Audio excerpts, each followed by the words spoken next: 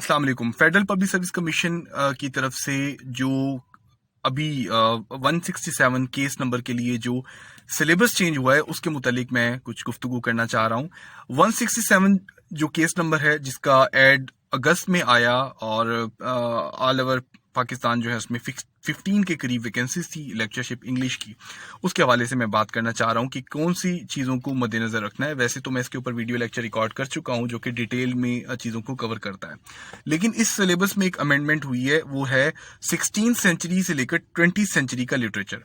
अब 16th century से जो लिटरेचर 20th सेंचुरी तक का जो लिटरेचर आ रहा है उसको हिस्टोरिकल एस्पेक्ट से प्लस लिटरेरी एस्पेक्ट से भी आपको कवर करना पड़ेगा। हिस्ट्री में आप इंपॉर्टेंट फीचर्स को देखेंगे, जो इंग्लिश लिटरेचर की हिस्ट्री में हिस्टोरिकल इंपॉर्टेंट इवेंट्स आ रहे हैं उनको आप देखेंगे। इसके साथ आपने जो उन राइटर्स की बायोग्राफी है, उनके जो की वर्क्स हैं उनको भी देखना है। अभी एक लंबी लिस्ट है राइटर्स की जो 16th सेंचुरी से लेकर 20th सेंचुरी तक आई। अब बहुत सारे लोग ये पूछते हैं कि क्या उन सबको पढ़ना जरूरी है, तो मेरा ये मशवरा ये है कि उनमें से जो बहुत इंपॉर्टेंट राइटर्स हैं उनको पढ़ना ज्यादा जरूरी है और कुछ माइनर राइटर्स हैं उनको आप इग्नोर कर सकते हैं। और हिस्ट्री की कुछ किताबों में या मेरे यूट्यूब के जो लेक्चर्स मौजूद हैं उनमें उन चीजों को आप कवर कर सकते हैं। डिटेल में पढ़ना है तो आपकी वो चॉइस है कि वो कैसे पढ़ते हैं, उसमें मजीद स्ट्रेटजीज भी आ जाती हैं। लेकिन अगर आप स्टार्ट करें 16th सेंचुरी से ऑनवर्ड जो राइटर्स हैं, तो सबसे पहले William Shakespeare, Christopher Marlowe, Sir Philip Sidney, फिर इसके अलावा एडमंड स्पेंसर, फिर 17th सेंचुरी में मिल्टन और मेटाफिजिकल पोइट्स आ जाते हैं जो सारे आपके पास हेनरी मार्वेल, जॉन डन वगैरह। फिर इसके बाद रिस्टोरेशन पीरियड के जो प्ले राइट्स हैं, विलियम कॉन्ग्रीव, शेरिडन और इसके अलावा ड्राइडन, और ये तमाम आ जाते हैं। फिर हमारे पास अलेक्जेंडर पोप, अगली अगर आप सेंचुरी में चले जाएं 18th सेंचुरी में तो अलेक्जेंडर पोप, जोनाथन स्विफ्ट और ये तमाम राइटर्स मौजूद हैं। फिर उसके बाद डॉक्टर सैमुअल जॉनसन, उनके जो क्रिटिकल वर्क्स हैं या जो क्रिटिसिज्म है उसको भी आप देखेंगे।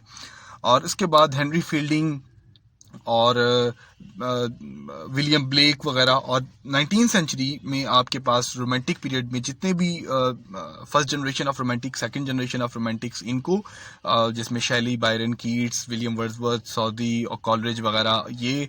और इसके बाद आपके पास जेन ऑस्टन समेत जो राइटर्स आ रहे हैं later part of the 19th century, जिसमें डिकेंस, हार्डी, शार्लेट ब्रॉन्टे और इस तरह के राइटर्स आ रहे हैं, ऑस्कर वाइल्ड वगैरह, उनको आप कवर करेंगे।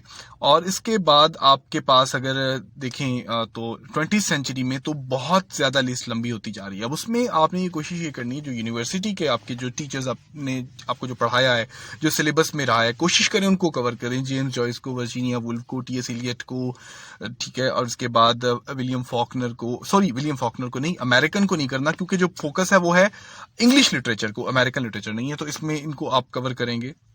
और इसके बाद आपके पास जो है वो जितने भी राइटर आपके पास पोस्ट मॉडर्न में आ रहे हैं, 2 या 4 जो यूनिवर्सिटी में पढ़ाए जा रहे हैं, हीमस हेनी वगैरह, इस तरह के जो राइटर्स हैं, सिल्विया प्लाथ वगैरह पढ़ाए जा रहे हैं, उनको आप कवर करेंगे। इनको अगर आपने कर लिया, जीबी शाह, इस तरह से जो है एजरा पॉन्ड, इनको अगर आपने देख लिया, इनके बायोग्राफिकल इंपॉर्टेंस, इनकी बायोग्राफिकल डिटेल और इनके जो की वर्क्स जो पढ़ाए जा रहे हैं उनके बारे में डिटेल्ड आप समरी, उनके MCQs, उनके जो क्रिटिकल कंसेप्ट्स हैं उनको पढ़ना और समझना ज़रूरी है। तो ये आप कवर कर सकते हैं। और मुमकिना तौर पर इन तमाम चीज़ों को आप, हिस्ट्री सीरीज़ के मेरे कुछ लेक्चर्स मौजूद हैं, 20 के करीब मौजूद हैं, उनमें से तकरीबन 19th सेंचुरी तक के, कुछ हार्डी तक से पीछे तक चीज़ों को मैंने बायोग्राफिकल डिटेल के साथ और बड़ी डिटेल के साथ कवर किया। उनको आप वहाँ से देख सकते हैं। बाकी टेक्स्ट बुक का भी सहारा ले सकते हैं आप, गाइड्स का भी सहारा ले सकते हैं आप। इसके अलावा मैंने जो उसकी जो आपने सिलेबस, आपके पास टेक्स्ट बुक्स अवेलेबल हैं, उनका भी आप उसके इस्तेमाल कर सकते हैं। क्योंकि मुझे ये सवाल पूछा गया कि 16 से 20 सेंचुरी को कैसे कवर किया जाए, क्योंकि मेरी प्रीवियस वीडियो में एक्सप्लेन नहीं था, तो मैंने सोचा ये आपको एक्सप्लेन कर दूं। शुक्रिया, अपना ख्याल रखिएगा, अल्लाह हाफिज़।